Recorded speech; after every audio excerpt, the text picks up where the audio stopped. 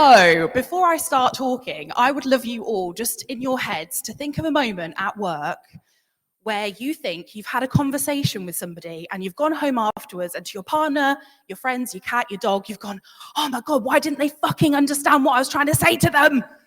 You all got that in your head? So even if you don't listen to me, just think about that while I'm talking. So here's little baby Emma. Isn't she cute? She's very cute. And what we didn't know about baby Emma at this point was baby Emma is partially deaf.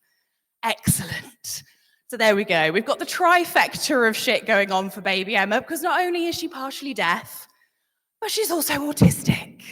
So not only can I not fucking hear what you're saying, most of the time I don't understand the context of what you're saying to me. So at school, you can imagine that was a bit of a frickin' nightmare. So what do? Like all good autistic people, I develop a lovely persona, and I start masking, and I start using comedy and being the quirky, weird, creative person to kind of get by. I am holding a gun, but just for context, the gun is because it's a school play.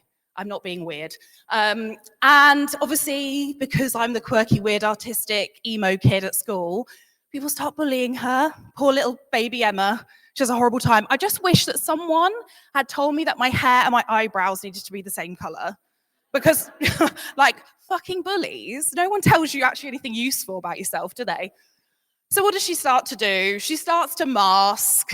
She starts to drink. She starts to party so that she can kind of get through conversations with people and try to understand, and then also feel normal. So that's what she's doing.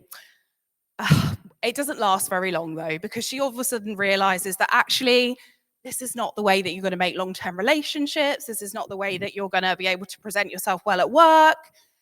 And so I kind of went through a whole thing. And what ended up happening is I didn't go traveling. This isn't like a picture from my gap year or whatever. Like this is me at work. So I started to run events overseas.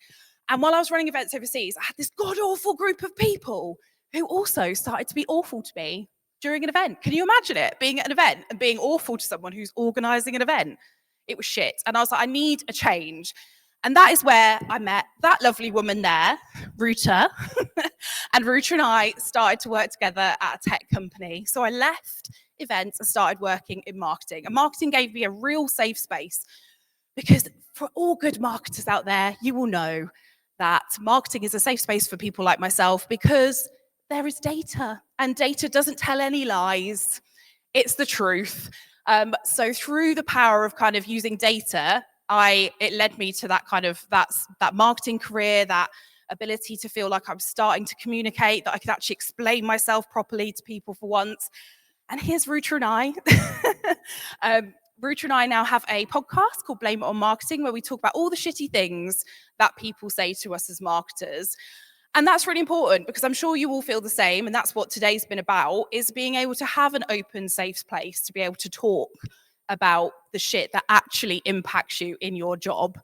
And so through this power, I guess, this place of being honest and finding my courage alongside my lovely co-worker there, I feel like I found my vibe. I found my place.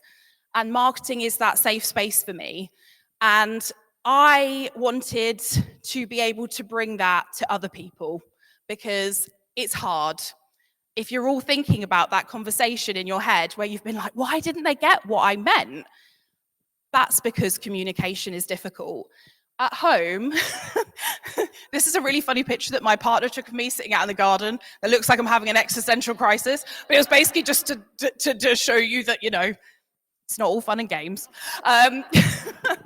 Just thought I'd include it in here. That, you know, it is difficult at work, but at home, we tailor our messaging depending on who we're talking to, don't we? So if we're talking to our partner, you know, we know how our partner likes to communicate most of the time.